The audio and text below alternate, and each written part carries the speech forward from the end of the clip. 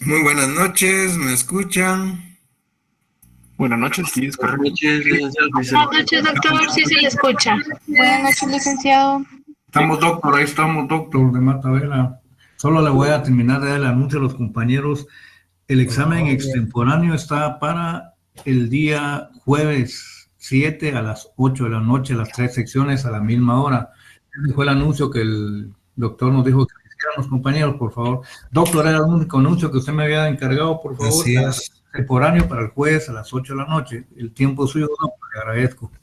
No, muchísimas gracias, Guillermo. Vamos a dar inicio entonces a la sesión que teníamos para la noche de hoy.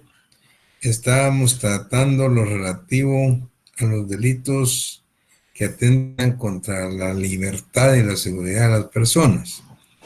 En la sesión anterior que hablamos específicamente de los delitos contra la libertad individual, y estuvimos hablando del delito más grave que era el plagio, secuestro, las detenciones ilegales, la tortura, las aprehensiones ilegales, etcétera.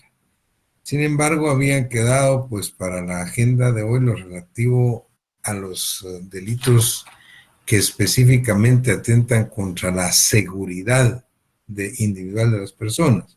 Y aquí es donde abordamos pues, los diferentes tipos de allanamiento de morada. Eso está en la agenda de hoy. Luego la sustracción de menores de edad, el delito de coacción y amenazas. Sin embargo, les voy a agradecer que incluyamos en la agenda de hoy y también rogarle al licenciado Hernández que me incluya también para efectos de informes en la agenda de hoy lo relativo a la violación y revelación de secretos, los delitos contra la libertad de culto, sentimiento religioso y específicamente delitos de inseminación artificial. Estos últimos delitos que no están en la agenda, la verdad es que no están porque no tienen la relevancia de la que les hablé el primer día de clase.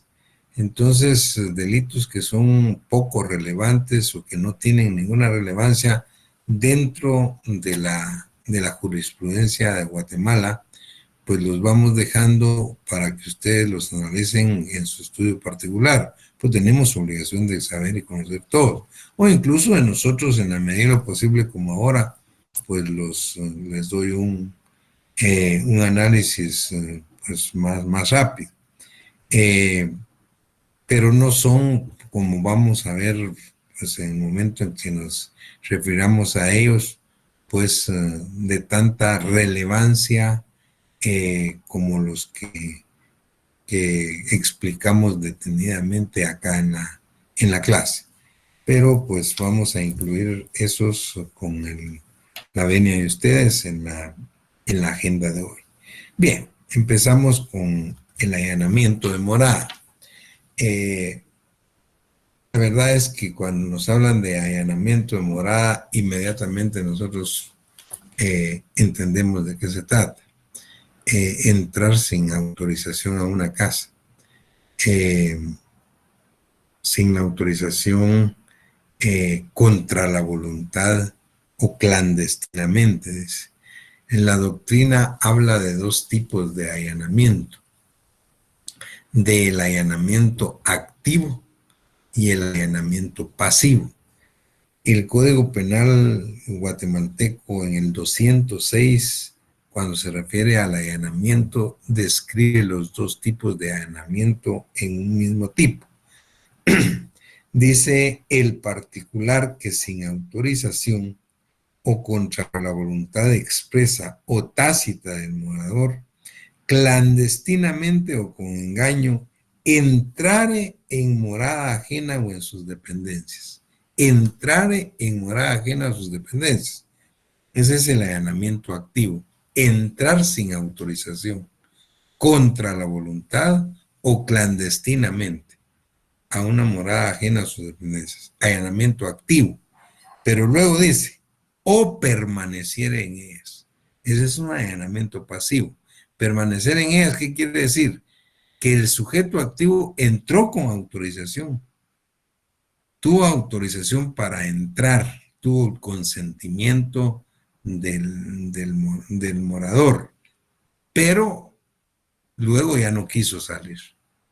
Ese es un allanamiento pasivo, o sea, permanecer en una morada sin autorización del morador. Es importante hablar acá de, efectivamente, tal y como lo dice el código, de moradores y moradas, porque van a ver ustedes cómo se complica esto en la práctica. Aunque acá, pues, si ustedes leen esto, pues uno cree que es muy sencillo, porque está muy claro. Pero vamos a ver que en la práctica esto es complicado. El 200, eso es 206, el 207 habla de una grabación específica. Si los hechos descritos en el artículo anterior, en el allanamiento, se ejecutaren con simulación de autoridad, con armas o con violencia, o por más de 2 personas, o sea, de 3 en adelante, pues la responsabilidad penal se agrava, y por supuesto la pena también. Entonces tiene una pena de 2 a 4 años de prisión. Me interesa mucho que pongan atención a las excepciones del artículo 208. O sea, ahí están las excepciones al delito de allanamiento. Es decir, cuando se entra a cierto tipo de moradas o dependencias y no constituyen delito, no se constituye delito de allanamiento. En el 208 dice, lo dispuesto en los artículos 206, que se refiere al allanamiento que ya leímos y explicamos, y el 434, esa es otra cosa, se refiere a la violación de sellos. No es aplicable al que entra en la morada ajena para evitar un mal grave para sí mismo, a los moradores o a un tercero. Si es para evitar un mal grave, dice, a sí mismo, para los moradores o para un tercero, no se tipifica el delito. Tampoco tiene aplicación el delito de allanamiento respecto, oigan esto, de los cafés, de las cantinas, de las tabernas, de las posadas, de las casas de hospedaje y demás establecimientos similares, los moteles, por ejemplo. Dice, mientras estuvieran abiertos al público. O sea, si están abiertos al público, un restaurante, un café, una cantina, una taberna, una posada, un hospedaje, no hay allanamiento de morada si está abierto al público. Pero, ojo, pero, eso es importantísimo, no están comprendidos en la excepción las habitaciones privadas de hoteles, de hospedajes, de posadas, de moteles, etcétera. Y esto hay que dejarlo muy claro, porque un autohotel o motel, como le llamamos acá, los que ustedes ven por todos lados, pues están abiertos al público, sí, pero al igual que los hospedajes, que las posadas, tienen habitaciones y cada habitación es privada. Ahí no se puede entrar sin autorización de juez competente. Eso es bien importante y el código lo dice claro. Si ustedes, pues, esto es todo lo que dice sobre el allanamiento de morada, y tal como lo hemos mencionado y tratado de explicar, es qué sencillo es, qué fácil. Pero vean que en la práctica esto es bien difícil. Cuando tenemos casos prácticos, casos que se dan en la jurisprudencia nuestra o en los medios de cultura nuestros, estos complicado.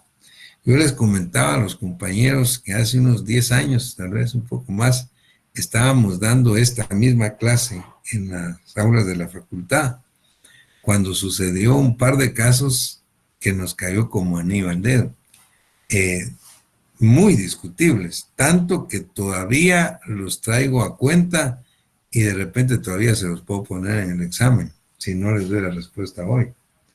Vean uno. Bueno, se los voy a comentar para que ustedes estén claros y entiendan pues rápidamente el mensaje de la clase de hoy en cuanto a los allanamientos.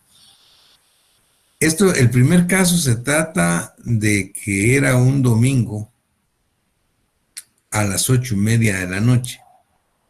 En una casa de, si no estoy mal, era algún residencial de Ciudad San Cristóbal, perteneciente a Misco. Una familia estaba 8:30 cenando y reciben una llamada de un vecino y el vecino le dice, mira, a la señora, mira, está tu esposo, pues Roberto ahí. Sí, le dice, aquí está, aquí está. ¿Por qué? Pásamelo. Mira, Roberto, no te vayas a asustar, pero mira, le dijo, en este momento, hace unos minutos, se entraron los ladrones a tu casa. ¿Cómo así? Le digo, sí, yo estaba en la parte de atrás y me di cuenta cuando estaba caminando sobre la pared y brincó a tu casa. Ahí están adentro. ¿Ustedes dónde están? Estamos en el comedor. Mira, quédense ahí, pues cierren las puertas y nosotros ya llamamos a la policía. Ya ahorita ya vienen en camino. Diciendo esto cuando se oían ya las sirenas de las autopatrullas, porque él como vecino le dijo a otro vecino e inmediatamente llamaron a la policía y ya venía la policía y rodearon la casa. Y con altoparlantes los miembros de la policía decían a los ladrones que ya sabían que estaban adentro, que la casa estaba rodeada y que salieran con las manos en alto. Y los invitaban a salir. Obviamente no salía ninguno. Entonces pidieron la autorización del señor, el dueño, ¿eh? Y entró la policía con el megáfono en mano diciéndole a los ladrones que salieran y que estaban ya registrando la casa.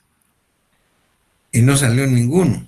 Pero quien salió fue la empleada que acababa de regresar, porque era día domingo, de su día libre, y dijo, un momento, aquí no hay ladrones, aquí solo estoy yo en mi cuarto, dijo, y se trata de mi novio que está aquí conmigo. El novio, ella entró por la puerta principal, pues, de la sala, dijo, ya vine, pero el novio entró brincándose la pared de atrás y estaba con él.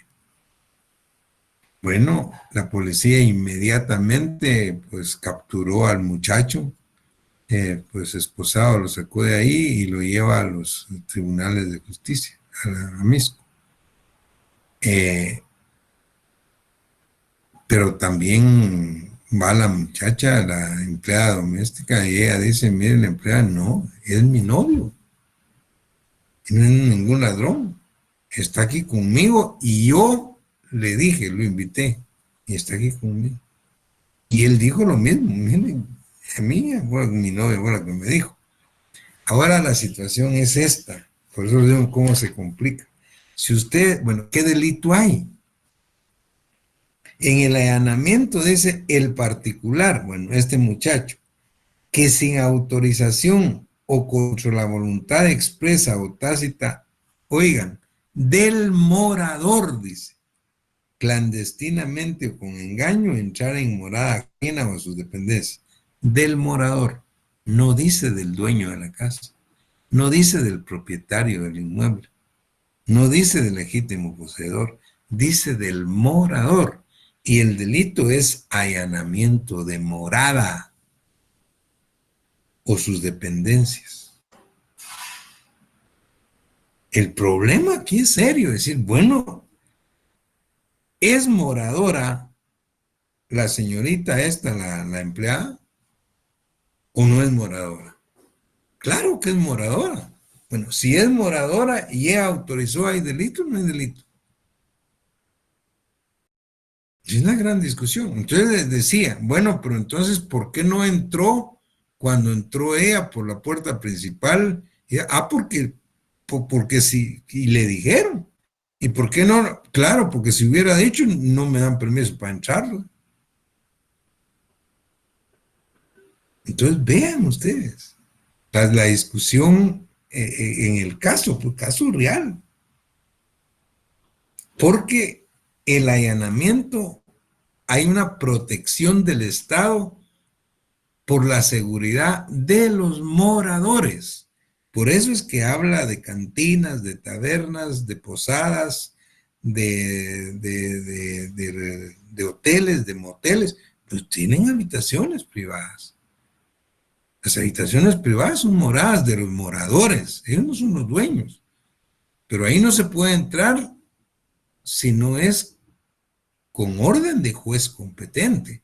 No puede entrar cualquiera, así nomás, pues, a una situación. Bueno, pero en este caso, como les digo, vean el caso donde se trataba, pues no se trataba de un ladrón. El vecino pensó que era un ladrón el que se había brincado. Y ella salió, la empleada dijo, no es un ladrón, está conmigo. Bueno, ¿hay delito o no hay? ¿O lo dejo en libertad? Discusión. Caso para ustedes.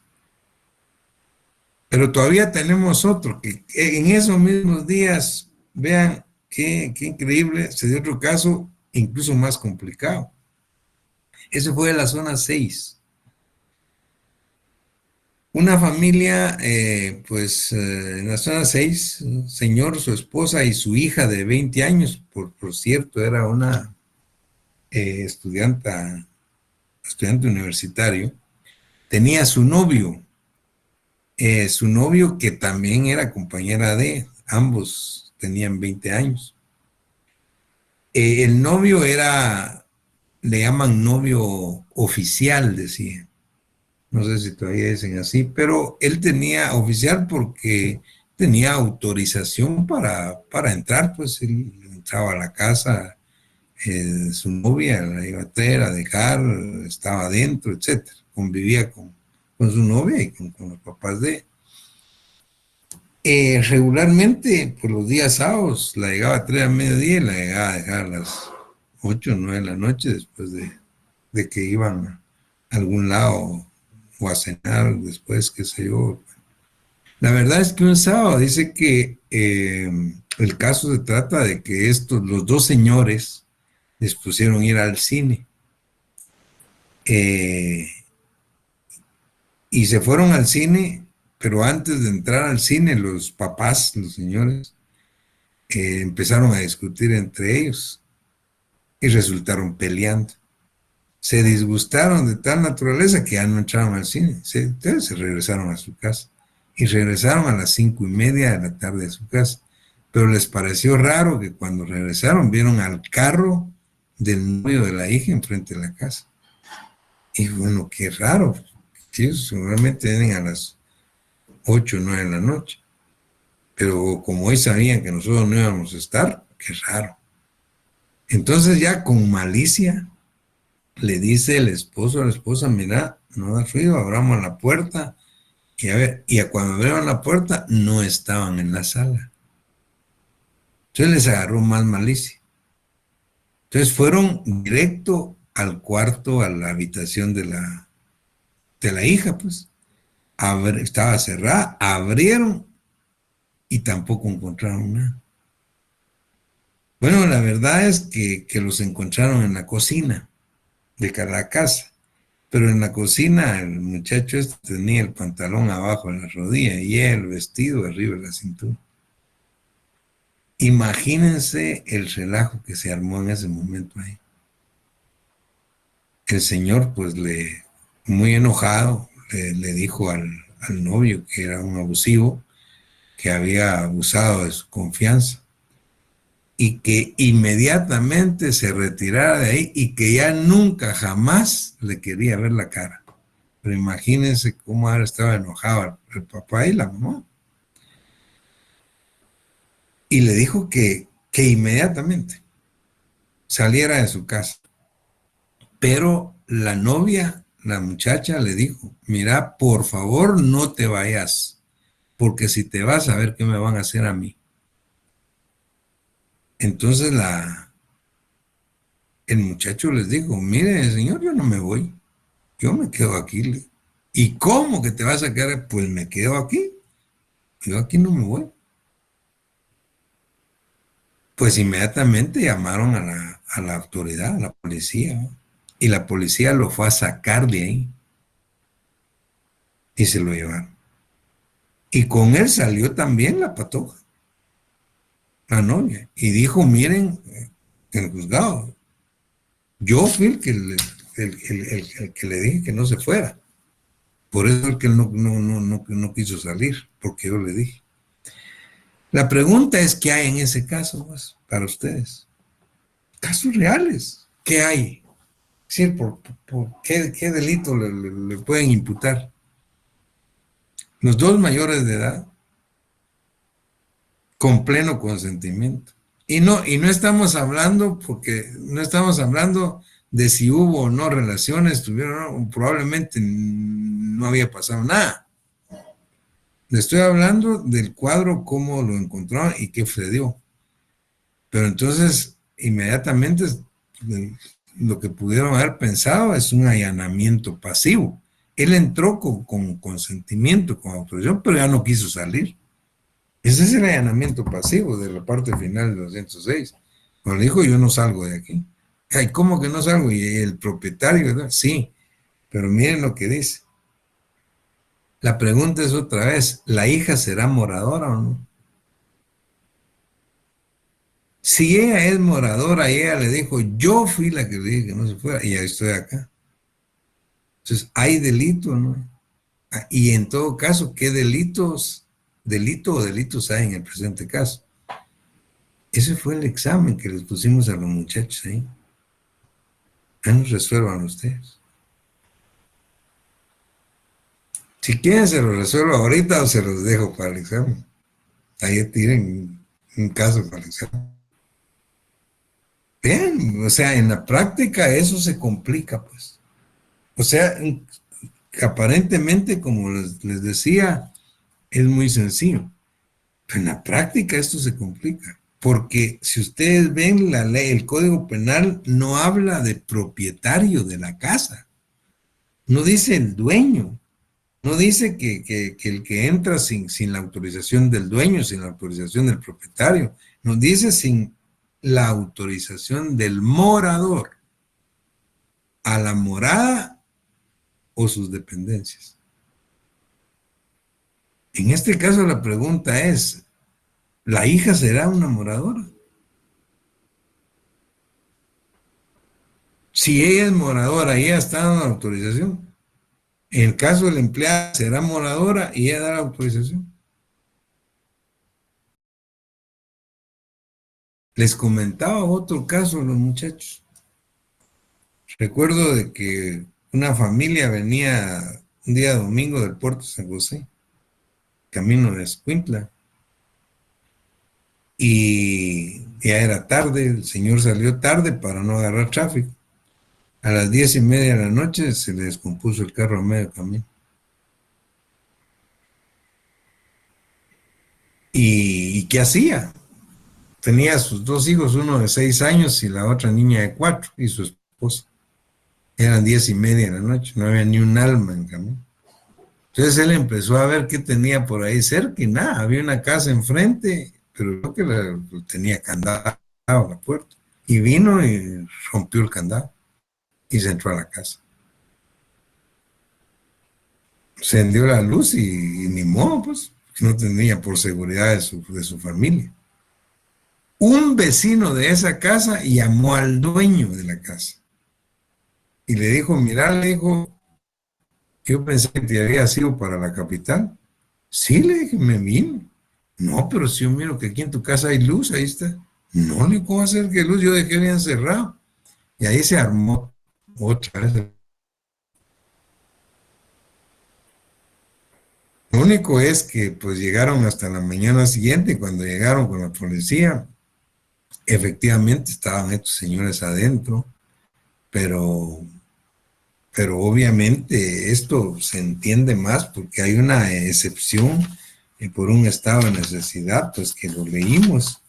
Cuando dice lo dispuesto en el artículo 206, o sea, el allanamiento no es aplicable, dice al que entra en morada ajena para evitar un mal grave para sí mismo. A los moradores lo vamos a hacer. Él con esto evita un mal grave a su familia, a sus dos niñitos. Sí, pero lo que alegaban en ese caso era sí, pero a las 6:30 de la mañana estaban nadando en la piscina, pero a las 6:30 estaban desayunando con los frijolitos, los huevitos y todo lo que había en la cocina. Entonces, hay un allanamiento. Otra vez, ¿qué delito hay ahí? Vean ustedes, los casos en la práctica son difíciles. Casos que pasan cualquier día. Entonces habría que hacer un análisis detenido de cada uno de ellos. Imagínense, ese es el trabajo pues delicado de los que hacemos derecho penal.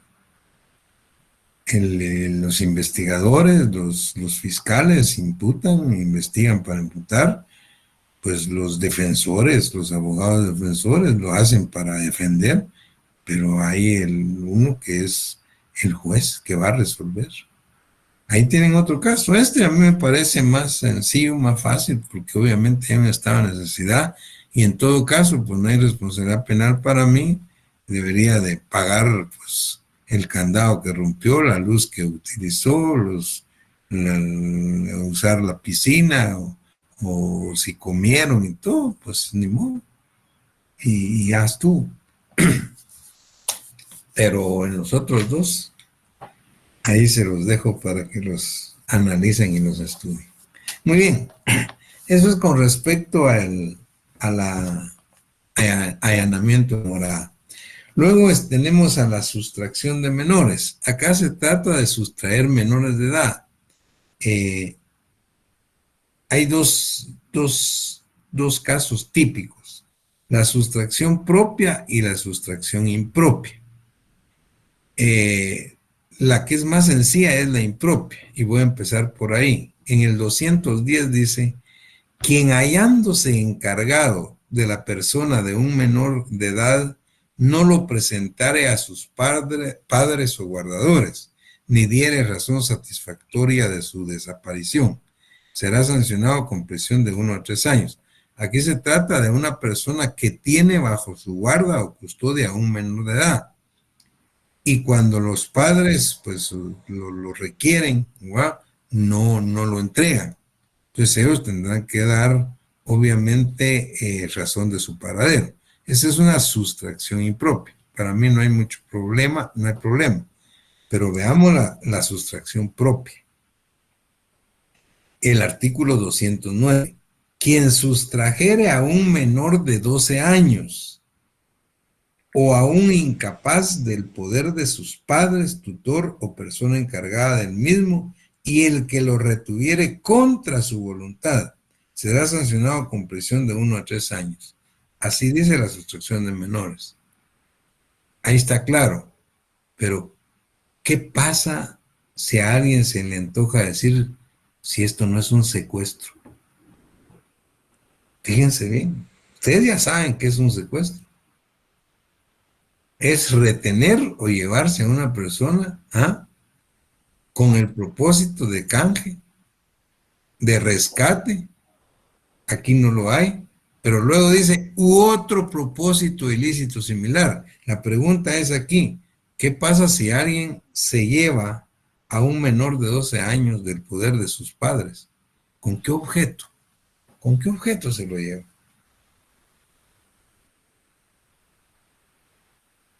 Bueno, si le tipifica una sustracción propia, tiene una pena de 1 a 3 años. Pero si le aplican Un plagio o secuestro es de 25 a 50 años. Miren la gran diferencia. Entonces, aquí podría haber un traslape. Aquí es donde hay que, de veras, hacer un análisis profundo de cada caso. Es decir, siempre regularmente se parte del elemento subjetivo del delito. Es decir, ¿qué pretendía el sujeto activo? Porque es obvio que si se van a llevar a un menor de edad del poder de sus padres con el propósito de canje o rescate, ahí está claro que eso es un secuestro. Pero luego dice, u otro propósito ilícito similar. Ahora, acá en la sustracción de menores dice, quien sustrae a un menor de 12 años del poder de sus padres o lo retenga contra su voluntad. No dice con qué objeto. No dice con qué objeto. Entonces eso podría traslapar, hay que tener cuidado. Obvio que si no es, pues, por una situación grave, canje, rescate u otra situación muy grave, entonces estamos ante una sustracción de menores. Luego se habla de la sustracción agravada, de la inducción o abandono del hogar, eso es otra cosa. Quien indujere a un menor de edad, pero mayor de 10 años, a abandonar en la casa de sus padres, guardadores o encargados, está muy claro. Entrega indebida, quien teniendo a su cargo la crianza o educación de un menor de edad lo entregare a un establecimiento público o a otra persona, sin anuencia de quien lo hubiere confiado. Está muy claro, no hay ningún problema. Muy bien, tal vez lo más importante era lo que les dije en cuanto a sustracción de menores. Ahora tenemos el otro tema de la coacción y amenazas. Estos dos delitos, lo que nosotros hemos dicho desde el punto de vista doctrinario, es que son dos delitos que regularmente carecen de sustantividad propia. Es decir, no tienen autonomía la coacción y las amenazas. ¿Por qué? Porque en la mayoría de casos, o en los casos más delicados, estos dos delitos son elementos constitutivos de delitos más graves. Y cuando son elementos constitutivos de delitos más graves, quedan subsumidos. Y obviamente solo se aplican los otros. Los voy a leer y les voy a poner un caso para que lo entendamos. En la coacción dice el 214, quien sin estar legítimamente autorizado mediante procedimiento violento, intimidatorio o que en cualquier forma compela a otro, obliga a éste para que haga o deje de hacer lo que la ley no le prohíbe, efectúe o consienta lo que no quiere o que tolere lo que otra persona lo haga, sea justo o no, será sancionado con prisión de 6 meses a 2 años. Eso es la coacción. Si la coacción se cometiere contra un funcionario judicial para que resuelva en determinado sentido o deje de resolver sobre un asunto de su conocimiento, la pena a aplicar será de 2 a 6 meses, se agrava. Esa es coacción. Oigan las amenazas.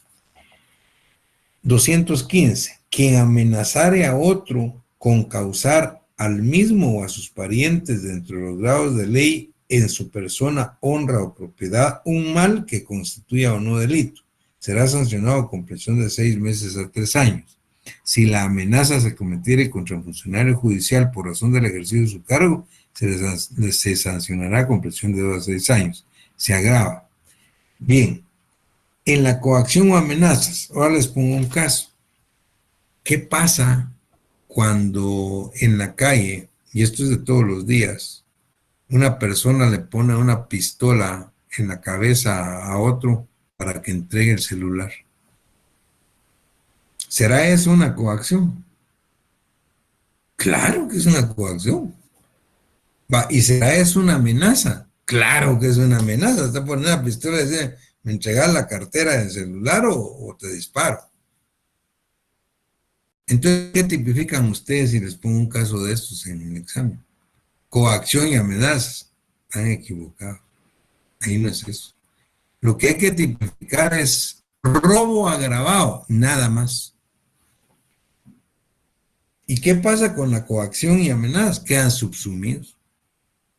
Porque la coacción y amenazas, vamos a ver más adelante cuando lleguemos al delito de robo, son elementos constitutivos del delito de robo.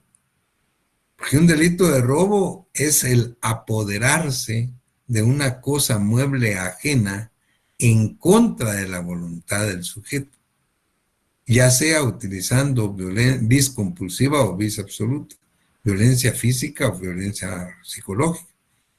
Si alguien le pone una pistola o un cuchillo a otro para que entregue el dinero, la cartera, o las joyas, o el celular, ¿qué es? Es un típico delito de robo. Como es con arma, puede agravarse, un robo agravado. Pero si ustedes se dan cuenta, ahí hay una coacción y hay una amenaza. Claro que hay coacción y amenaza. Está coaccionando y está amenazando. Lo que pasa es que ahí la coacción y amenaza quedan subsumidos en un delito más grave. Por eso les decía que creemos que estos de dos delitos, pues, se discute mucho, pues, su plena autonomía, porque regularmente, pues, son características, elementos característicos de delitos más graves. ¿Que puede darse solo la coacción? Sí, en un caso muy sencillo, que a otro le estén obstruyendo para que no haga lo que debe, o que obligarlo a hacer lo que la ley no le, ¿verdad? No le exige. Cada vez una coacción, pero son casos muy sencillos. En la coacción se discute en la doctrina, especialmente la Unión Española, qué elementos debe tener la coacción. Para que sea tal, debe ser, ¿qué pasa si se trata de una coacción incierta e indeterminada? ¿Será coacción? Y ponen un ejemplo muy importante los españoles. ¿Qué pasa si, y eso se da mucho, si alguien le dice a otro, si no salís de aquí, vas a salir o te voy a sacar con la cabeza en las manos? Fíjense el decir esto, si no salís de aquí vas a salir con la cabeza en las manos. O sea, eso no es cierto, pues, es imposible, no, nadie va a salir con su cabeza en las manos. Lo que pasa es que es una amenaza, pero es una amenaza ¿de qué? De muerte. Entonces, la pregunta es, si es una amenaza de muerte, ¿estaremos ante una tentativa de algún homicidio o constituye simplemente el delito de amenazas? Que la amenaza sea imposible, no importa, pero es una amenaza. O salís de aquí o te mando a la luna ahorita. Son ciertos tipos de amenazas que son imposibles, pues nadie va a mandar a la luna, pero son constitutivas de amenazas. Entonces vean, pues esto es lo que podemos decir, que me interesaría más a mí que tengan ustedes el cuidado de observar cuando la coacción o amenazas, pues son elementos de delitos más graves, desaparecen como tales y solo se va a tipificar el grave, ¿verdad? El grave. Bien, esto era pues lo que teníamos en agenda, ¿no? Pero incluimos otros 3 puntos rápidos que voy a tocar, en la agenda de hoy. El uno se refiere a la violación y revelación de secretos. Lo que pasa es que esto ha quedado, es decir, ¿por qué no los puse en agenda? Pues para tratarlo. Lo estoy tratando porque tenemos unos par de minutos y puedo hacer un par de comentarios o reflexiones que les puedan servir. Pero la verdad es que esto ha quedado en desuso porque se refería a delitos en relación a la correspondencia, pues, a las cartas, a los carteros, cuando le llegaban cartas a la gente a su casa, o les mandaban telegramas, llegaba el cartero, le dejaron. Esto obviamente ha quedado superado con la evolución tecnológica que hoy tenemos con los celulares, pues, y toda la tecnología. Pero vean lo que dice, 217, de la violación y revelación de secretos. Quien de propósito, dice, o para descubrir los secretos de otro, abriere correspondencia, abrir el sobre, pues, pliego cerrado o despachos telegráficos, el telegrama le decían antes, ¿no? Pero luego dice telefónico o de otra naturaleza. Eso incluso incluye, podría ser, pues la situación, los delitos informáticos ahora, ¿no? Pero esto no se refería a delitos informáticos, porque en el 73, cuando se creó esto, obviamente que no existía la tecnología que hoy tenemos. Pero pues ahí están y vale la pena que ustedes mismas van viendo también cómo va evolucionando el derecho penal a la vez que va evolucionando la ciencia, pues, y la misma tecnología. En el 218 habla de la sustracción o desvío o supresión de correspondencia. Dice, quien indebidamente se apodere de correspondencia, pliego o despachos a que se refiere el artículo anterior, o de otro papel privado, dice, que no estén cerrados o quienes lo suprimiere o desviare de su destino. Es decir, pues las cartas, los telegramas que se iban a dejar a las casas o a las oficinas, ¿no? Esa era la correspondencia. Obviamente que eso, pues, es más, ni siquiera cuando estaba de moda este tipo de correspondencia se daban estos delitos, menos ahora. O sea, podría en todo caso aparecer en un momento dado, aún con la tecnología actual, pero es muy, muy difícil, ¿no? Entonces solo quería hacerles referencia a eso. Pero luego están los delitos contra la libertad de cultos y el sentimiento religioso, que tampoco nos deberían estar quitando tanto tiempo. Y por eso no lo había incluido en la agenda de hoy. Pero vale la pena dar un brochazo, una reflexión en relación no a la turbación de actos de culto, que eso la verdad es que esto nunca se da. Dice, por ejemplo, turbación de actos de culto. Quien interrumpa la celebración de una ceremonia religiosa o ejecute actos en menosprecio o con ofensa de culto o de los objetos destinados al mismo. Pues se puede dar y probablemente se dé, pero no llegan a los tribunales. Por eso es que nos pasamos pues, un poco desapercibidos. Pero me llama la atención el 225, por lo que les dije en una oportunidad cuando vimos los delitos de libertad sexual.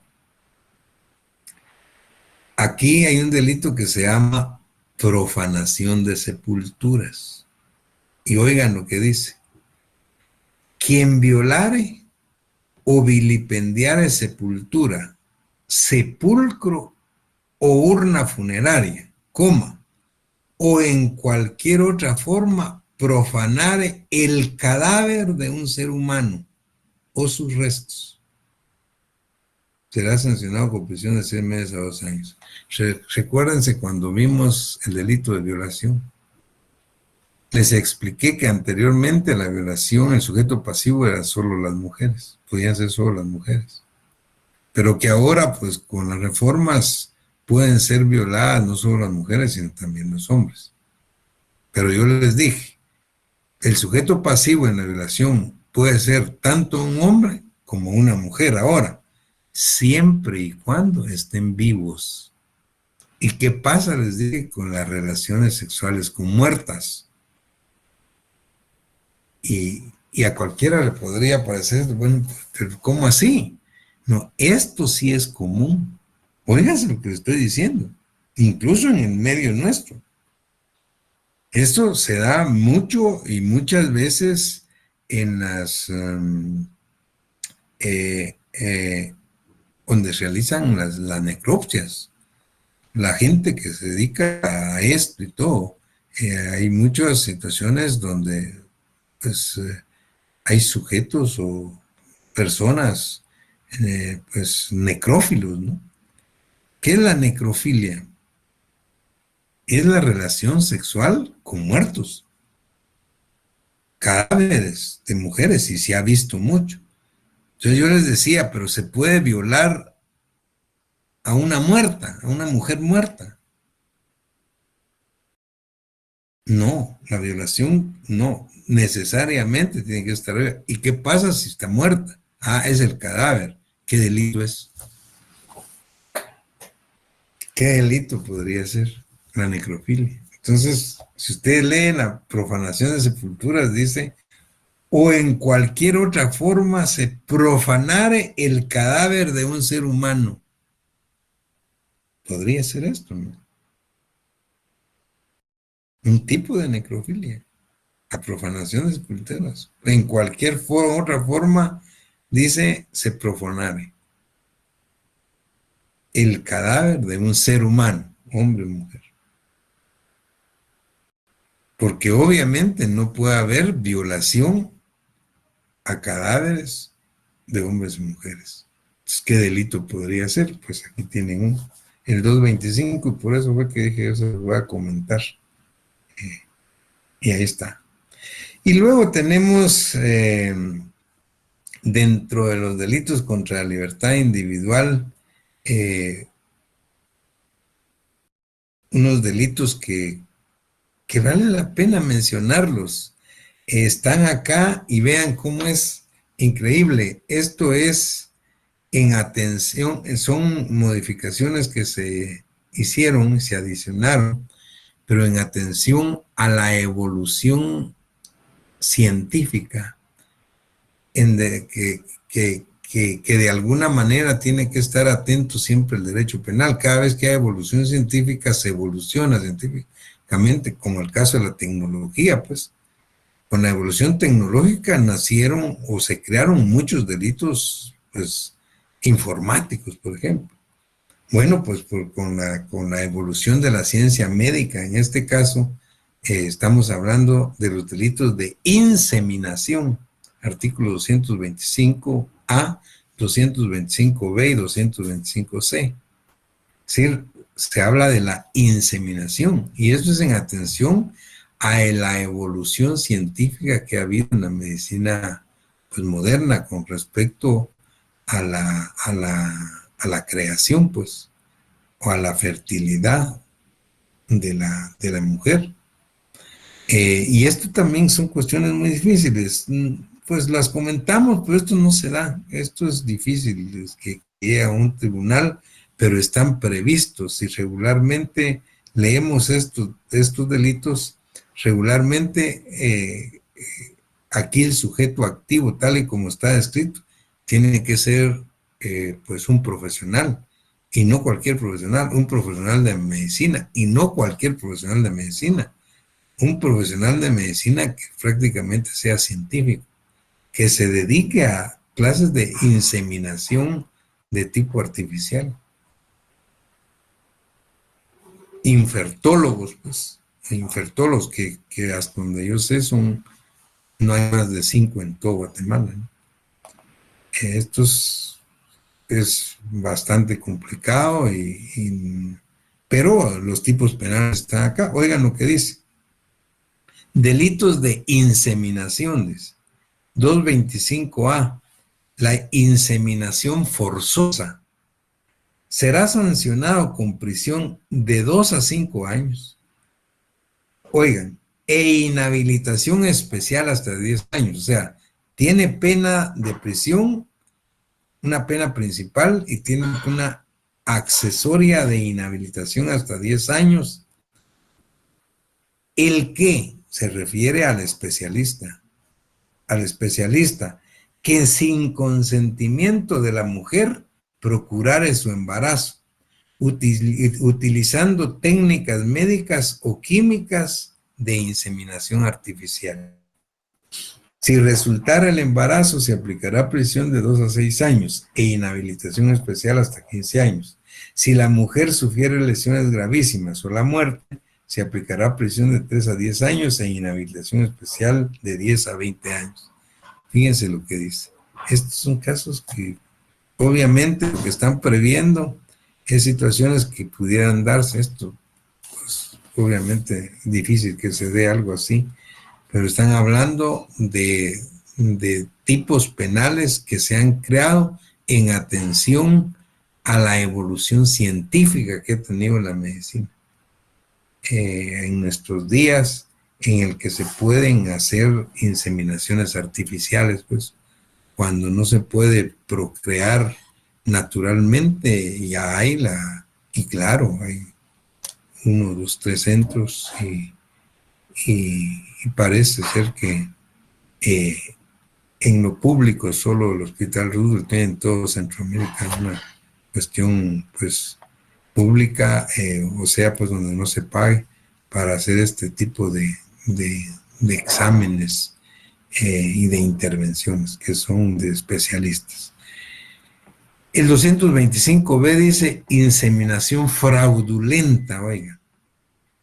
Se impondrá prisión de 1 a 3 años, dice, inhabilitación especial hasta 10 años, otra vez, al especialista, que alterare fraudulentamente las condiciones pactadas para realizar una inseminación artificial o lograr el consentimiento mediante engaño o promesa falsa.